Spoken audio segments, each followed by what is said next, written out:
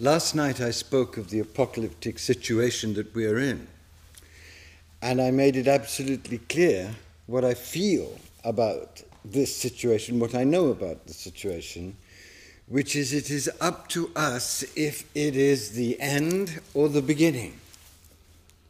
It's up to us if it is the final shout of humanity or if it's the cry of a birth of a new humanity. So everything depends on three things: on how we understand this dark night that we are in, how we align with what we understand, and how we become strong enough to do the first two. Everything depends upon another level of empowerment, embodiment, strength, joy, and deep, deep commitment to the love of life, whatever happens. Because that's how you become able to rise up from your funk, rise up from your despair, rise up from your apathy, rise up from your narcissism, rise up from your terror at what's happening, and stand in the grand center of your real deep self and give what you have to give with no agenda, just for the beauty of it, so that it can be offered as an offering, as a prayer for the birth of a new world.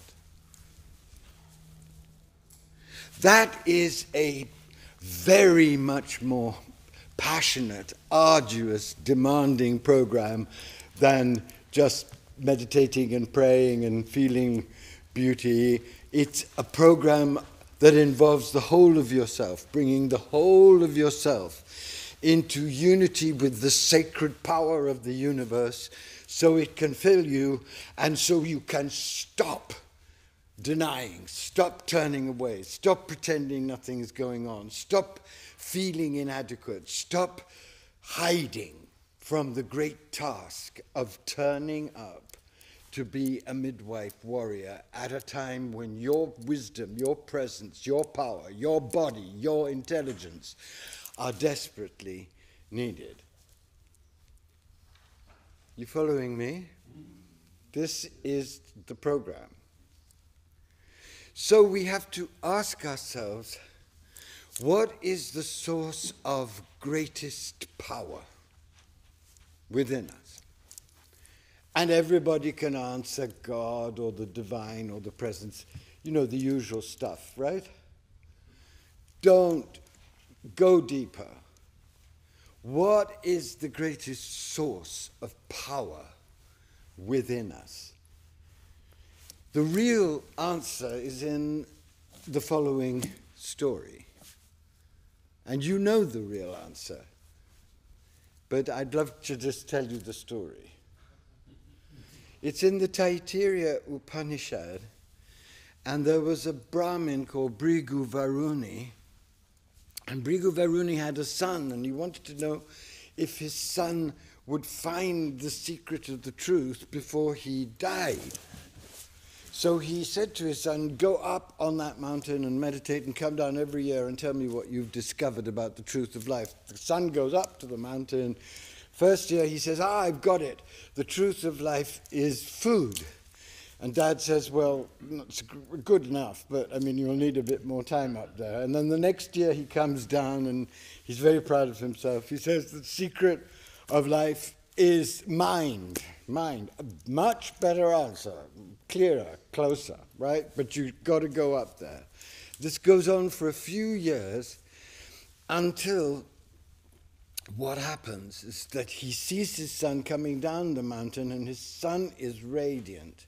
And he knows that his son knows. So he goes up to his son and says, what is the secret that you've discovered? I know what it is, but I want you to tell me. So I want to hear it from your lips. And the son says, and this is where the power comes from. The son says, Everything is born in bliss.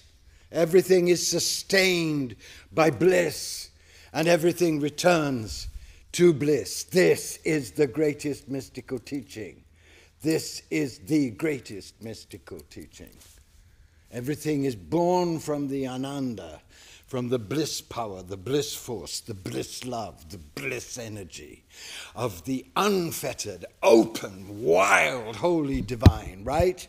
Everything is sustained by it. Life bubbles up continually from the golden ecstasy of that bliss, and everything returns to it.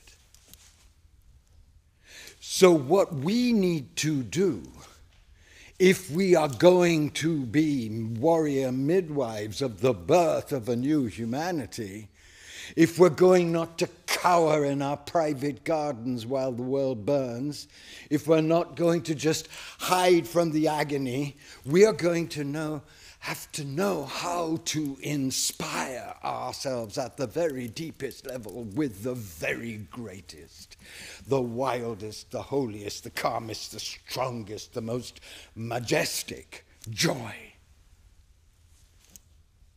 Because only that level of empowerment through radical joy, joy that doesn't have an agenda, joy that doesn't have a reason except its own realization of its own creative nature, joy that comes from the bottom of our feet, races up our bodies, bursts in our genitals and in our stomachs, and empowers us to get out of the narrow box of so-called sanity that we're supposed to live in, which isn't helping us at all and making us massively cowardly in the face of extinction.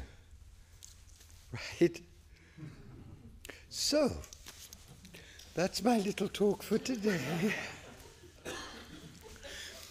And I want to tell you another story, because this story really got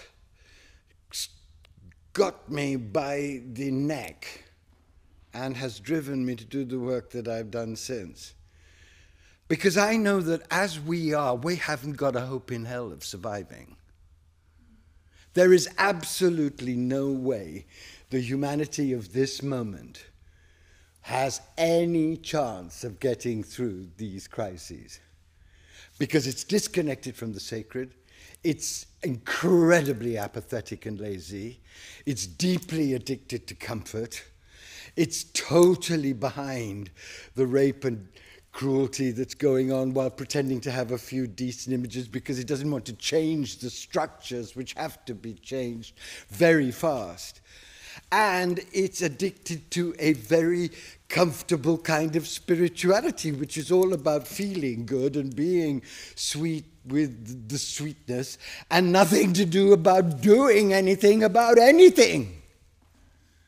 So if you put all those things together, you've got a recipe for massive death and suicide and total lack of any constructive response to what's happening. And if you don't believe me, just look around. How little is being done on every level when we have so much information about why what is happening, and we're doing nothing about it. And the reason why we're doing nothing about it is because we don't really love life. We don't know this joy, this primordial joy. Because if we did know this joy, if we were flooded with this joy, we would be so out of our minds with love for life that we'd be prepared to do anything, sacrifice anything, risk anything to preserve this amazing gift that we've been given of incarnating the divine. You see? So out of our misery, out of our loathing of life, out of our inability to discover joy, we are letting ourselves die out on the planet.